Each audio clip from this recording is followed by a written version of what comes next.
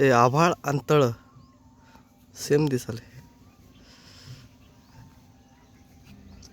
हे बघा, हा माझा भाऊ आहे आणि हा 2 दिवसापासून परेशान आहे.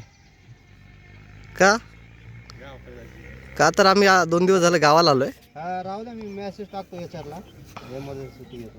हां माझा राहू द्या, ते फॉर्मच राहू द्या, ते नंतर बघू पुढच्या एमर्जन्सी सुट्टी घेतो म्हणून हे करतो मी. हां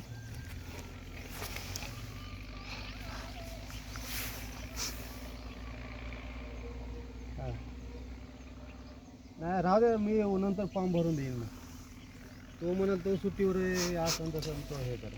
हां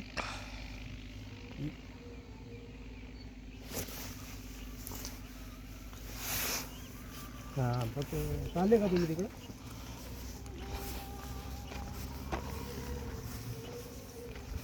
टाकून ठेवतो मी, फोन करायचा.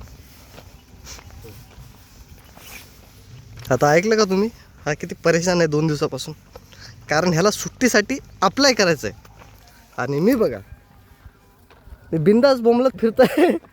काहीच टेन्शन नाही. फोन आला तर मुंबईला जायचं, नाहीतर इकडं फिरायचं.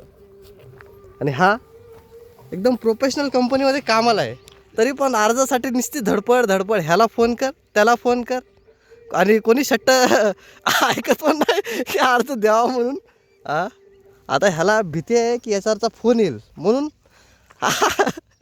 ह्याला सकाळी सकाळी उठल्या उठल्या आम्ही इथं आलो आहे आणि हा फोनला सुरू झाला आहे. मी बघा, मी फक्त फोनची वाट बघतोय की मला कोणाचा फोन येईल आणि मी ठाण्याला जाईल कामाला.